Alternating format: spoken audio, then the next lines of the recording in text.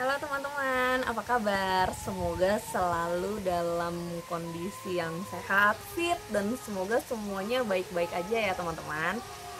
Nah, sedikit cerita nih, seringkali banyak orang yang suka telepon atau chat atau mengirim email kepada kami untuk menanyakan atau berkonsultasi sedikit mengenai pembangunan kebun. Apakah dalam pembangunan kebun hanya cukup membangun greenhouse-nya saja, seperti ini greenhouse-nya saja, ataukah hanya perlu memikirkan sistem hidroponiknya? Ataukah ada hal-hal lain yang perlu dipikirkan untuk mendukung kebaikan dari greenhouse dan sistem hidroponik itu sendiri? Nah, sekarang kita sedikit membahas apa-apa saja sih yang diperlukan atau yang dipersiapkan untuk membangun kebun hidroponik, baik itu skalanya yang sedang-sedang saja atau mempersiapkan untuk skala industri.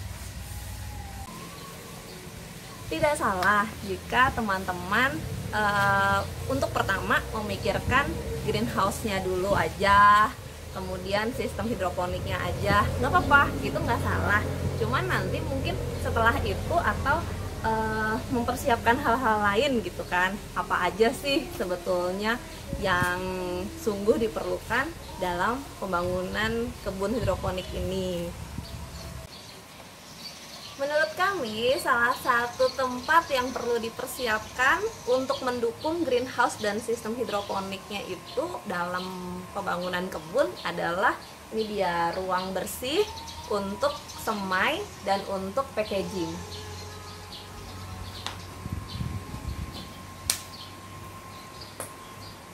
Nah, di ruang bersih ini kita juga menyimpan, ada kulkas untuk penyimpanan benih.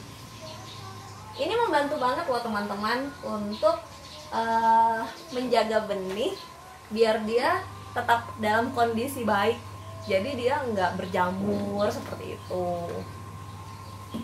dan lebih rapi. Nah, meja-meja ini untuk tempat semai, jadi kita benar-benar bersih menyemainya. Kemudian ini selain untuk semai, simpan benih, untuk packaging juga. Jadi benar-benar sayuran yang masuk sini habis dari tempat. Nah, ini juga penting nih. Yang kedua deh ini. Jadi yang pertama ini ya teman-teman, ruang bersih. Yang kedua ini kita bikin bersebelahan. Ini tuh tempat cuci netpot. Jadi netpot yang kotor ditaruh di sana.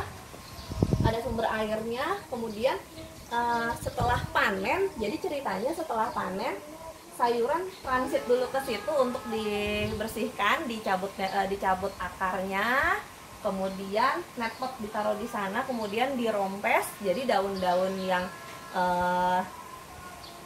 samping-samping daun yang kurang baik dibuang dulu, baru ditimbang di sini, ada timbangan di sini, baru di packaging di sini seperti itu. Entah nanti pembeli yang membawa wadah sendiri atau nanti sudah disiapkan oleh reseller yang mengambil menggunakan box-box seperti ini. Ya, itu dua ruang yang diperlukan ya. Kemudian satu lagi adalah ini dia. Ini ruang kecil untuk kantor. Ini juga tempat penyimpanan. Mau masuk?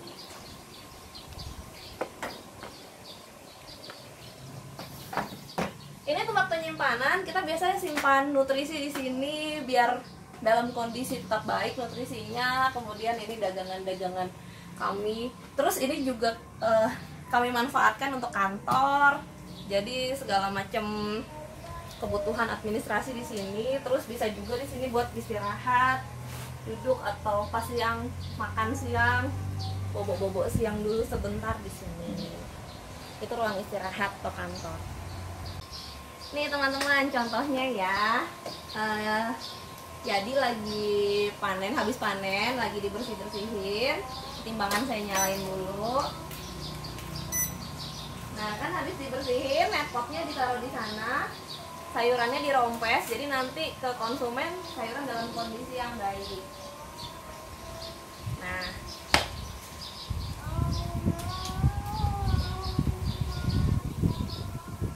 ditimbang, habis ditimbang kemudian kita siapkan packagingnya.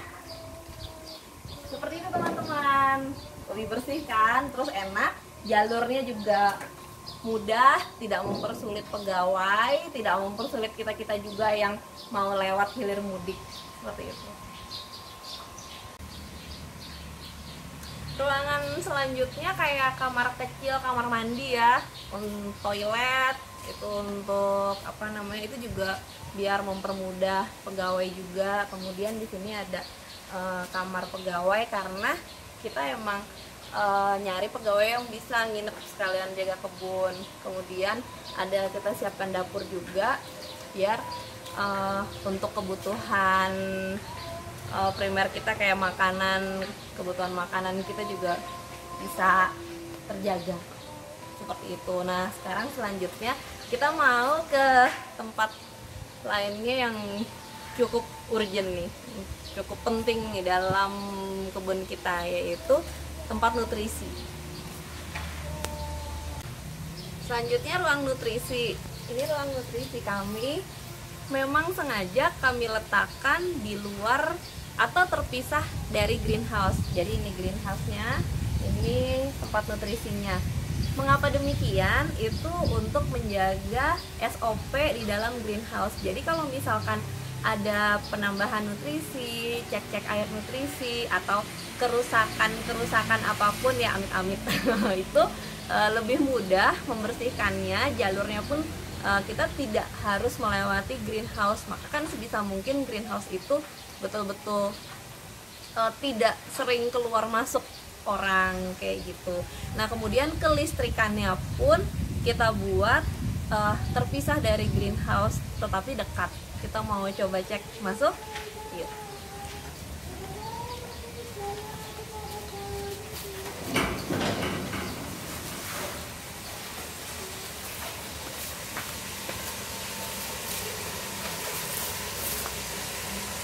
Ini tandonnya, tandon untuk N1 dan N2, dan ini tandon untuk produksi.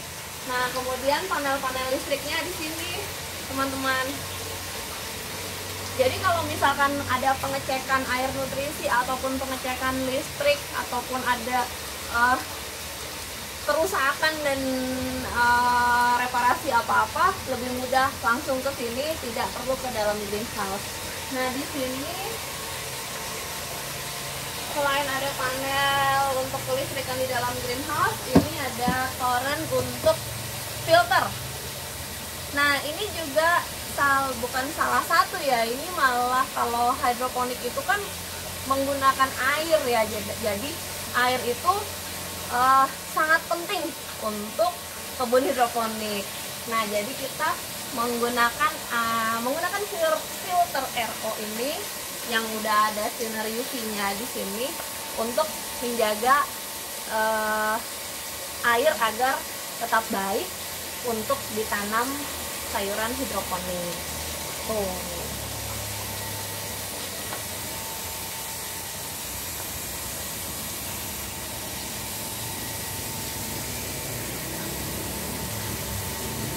Nah, selain filter RO yang sudah dilengkapi dengan sinar UV, yang nantinya ini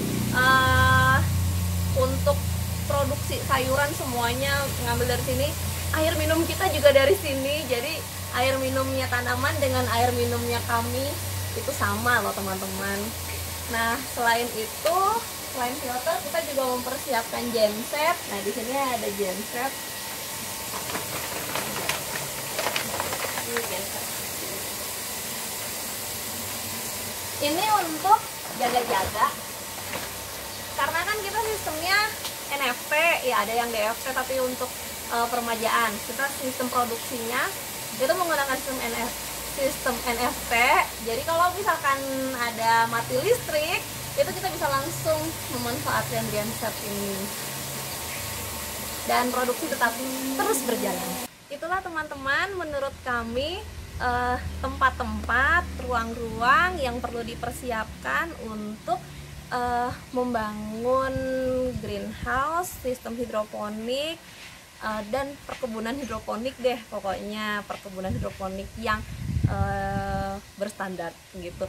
Kebun kami memang masih jauh dari sempurna, tetapi kami mencoba untuk menjaga standarisasi hasil produksi sayuran kami agar sayuran kami betul-betul berstandar sayuran hidroponik yang baik seperti itu.